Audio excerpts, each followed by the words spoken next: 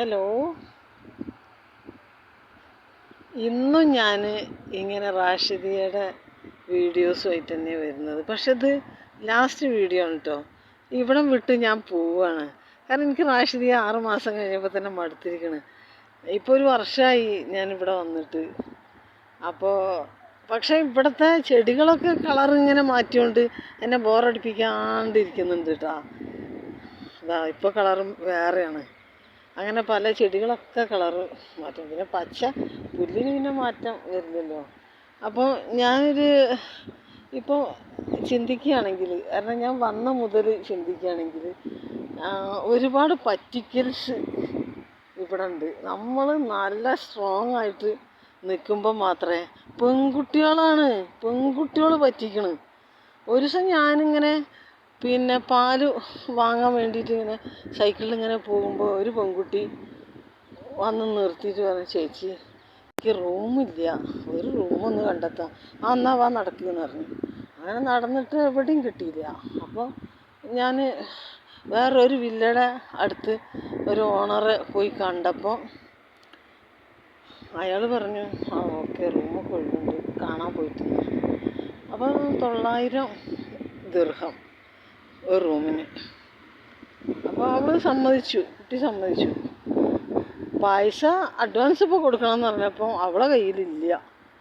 അവളെന്ന് വെച്ചാൽ ഒരുപാട് കഷ്ടപ്പാട് കഴിഞ്ഞിട്ട് വരികയാണ് എന്നൊക്കെയാണ് പറഞ്ഞതെങ്കിലും ഞാനത് വിശ്വസിച്ചില്ല.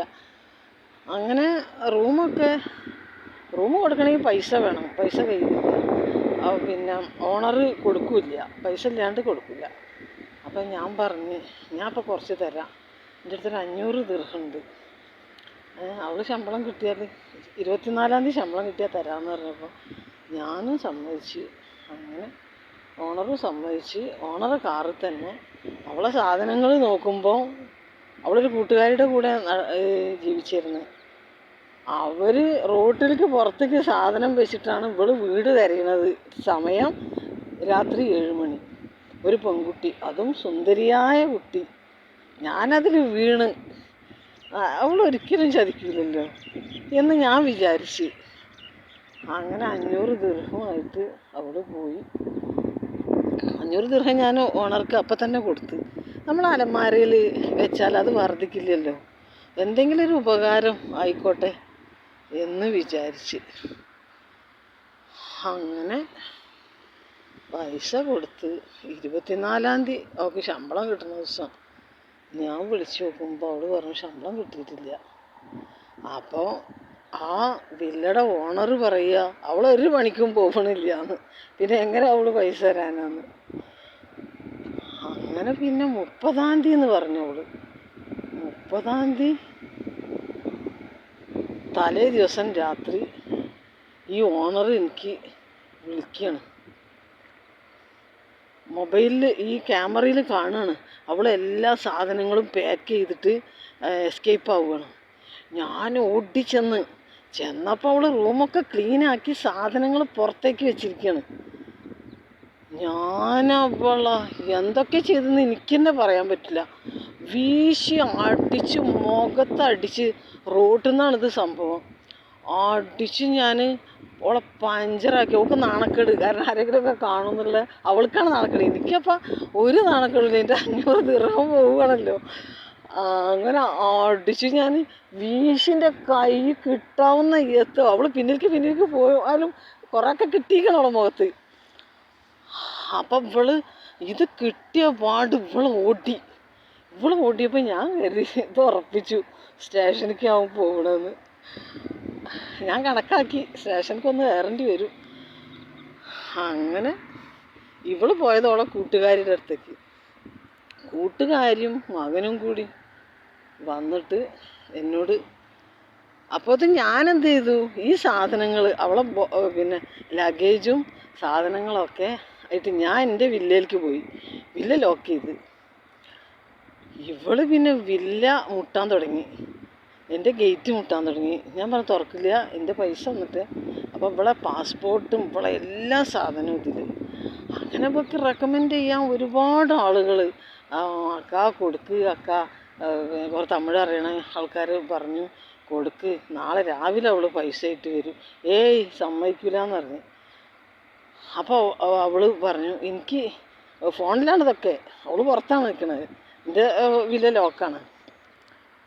ഞാൻ എന്നോട് പറഞ്ഞ് നാളെ രാവിലെ പൈസ കൊണ്ടുവരാം, ഇന്ന് എനിക്ക് കിടക്കണ്ടേ, ഒരു സംഭവം എൻ്റെ അടുത്ത് ഒരു ഡ്രസ്സില്ല, ഒരു സാധനമില്ല.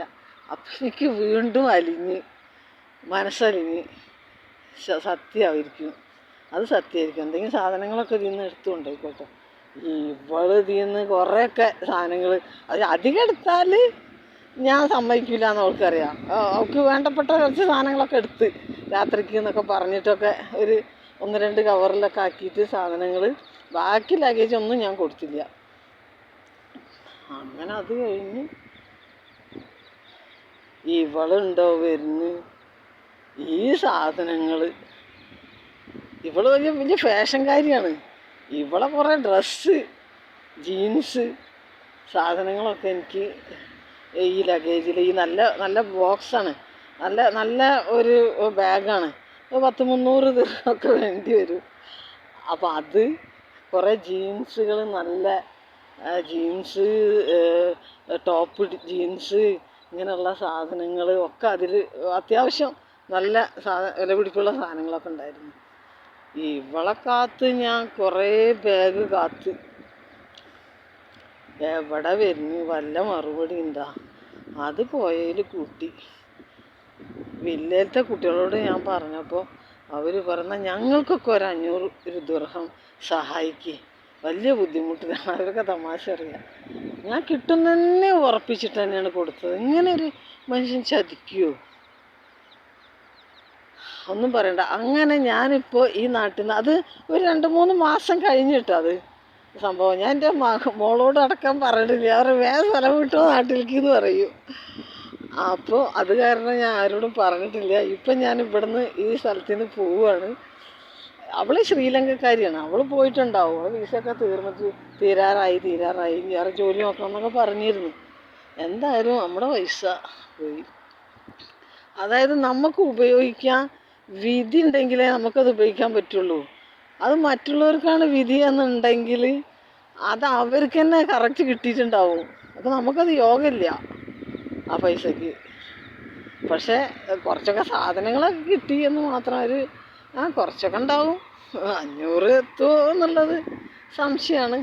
എന്നാലും മോശമില്ലാണ്ട് വിധത്തിൽ അത് കിട്ടിയിരിക്കുന്നു കുറച്ച് സാധനങ്ങളൊക്കെ. അതുകൊണ്ട് കാര്യമില്ലല്ലോ, നമ്മളിപ്പോൾ ഈ സാധനങ്ങൾ, ഈ ജീൻസും ഇതും സാധനങ്ങൾ, നമ്മൾ അത്യാവശ്യ സാധനങ്ങൾ വാങ്ങാതെ ജീൻസും ഇതൊന്നും വാങ്ങില്ലല്ലോ. അങ്ങനെ അപ്പം ഞാൻ ഇവിടം വിടുകയാണ്. ഇനി നിങ്ങളെ ഇവിടെയും ഇവിടെ ഇങ്ങനെ കാണിച്ചിട്ട് ബോറടിപ്പിക്കില്ല. ഇനി ഒരു പുതിയ സ്ഥലം, അതായത് അൽത്തുവാർ നിങ്ങൾക്ക് ഞാൻ കുറേ വീഡിയോസൊക്കെ ഇട്ടിരിക്കുന്നു. ഇനിയും കാണാത്ത കുറേ സ്ഥലങ്ങൾ. എൻ്റെ സൈക്കിളായിട്ടൊന്നും ഞാൻ അവിടെ യാത്ര ചെയ്തിട്ടില്ല. സൈക്കിളൊക്കെ ഇപ്പോൾ അടുത്ത ആഴ്ച ഞാൻ കൊണ്ടുപോകും. എന്നിട്ട് അവിടെ ആണ് ഇനിയത്തെ ജീവിതം. എനിക്കൊരു 6 മാസം കഴിയുമ്പോൾ അതും മടുക്കുമോ അതെനിക്കറിയാം. എന്നാലും ഞാൻ കുറച്ചൊക്കെ പിടിച്ച് നിൽക്കും. പിന്നെ പുതിയ സ്ഥലത്ത് വില്ല നോക്കിയിട്ട് നോക്കാമല്ലോ, അവിടെ തന്നെ അടുത്തടുത്ത സ്ഥലങ്ങൾ. അങ്ങനെയൊക്കെയാണ് വിചാരിക്കുന്നത്. ഇനിയിപ്പോൾ 1 വർഷത്തെയും കൂടി പിന്നെ വിസ ഉണ്ട്. അതുകൂടി കഴിഞ്ഞാൽ വിസ ചേഞ്ച് ചെയ്യണം, അതായത് പുതുക്കണം എന്നൊക്കെ ആഗ്രഹിക്കുന്നുണ്ട്. എന്നാൽ നാട്ടിൽ പോകണമെന്ന്, സ്ഥിരം അവിടെ നിൽക്കണം എന്നൊക്കെ അതും ചിന്തിക്കുന്നുണ്ട്. ഒന്നും തീരുമാനിച്ചിട്ടില്ല. ഇനി റഷ്യയിൽ ഇപ്പോൾ അടുത്ത് പോകും കേട്ടോ. 2 മാസത്തിനുള്ളിലൊരു ഓഫറുണ്ട്.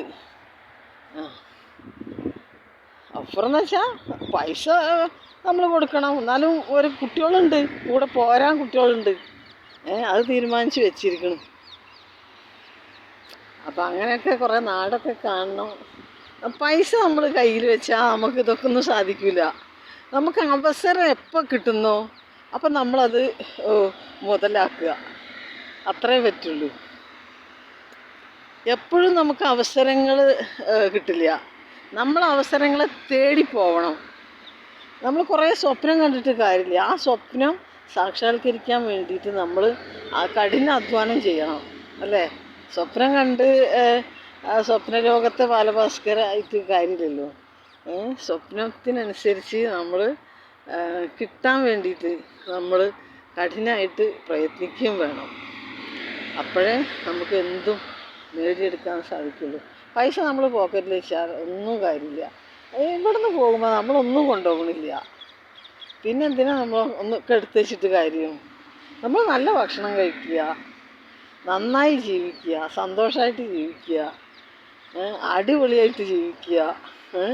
നമുക്ക് എന്തൊക്കെ ഇഷ്ടം, സൈക്കിൾ ചവിട്ടുക എന്നാണ് എനിക്കിഷ്ടം. അതിങ്ങനെ പറന്ന് നടക്കുക. ഇപ്പം ഗിയറൊക്കെ ഉള്ള സൈക്കിളാണെങ്കിലും ഞാനത് ലൂസാക്കാണ്ട് നല്ല ടൈറ്റിൽ ആണ് ഓടിക്കുക. അപ്പോൾ നമ്മളുടെ ശരീരത്തിനും കുറച്ച് നല്ലതാണ്. അപ്പം അങ്ങനെ പല കാര്യങ്ങളും ചെയ്തുകൊണ്ട് അങ്ങനെ മുന്നോട്ട് പോവുകയാണ്. അടിപൊളി. അപ്പം നിങ്ങളെ ബോറടിപ്പിക്കുന്നില്ല. ഇത് എൻ്റെ ഒരു എന്താ പറയുക, എൻ്റെ ഒരു ഹെവനാണിത് ഈ സ്ഥലം.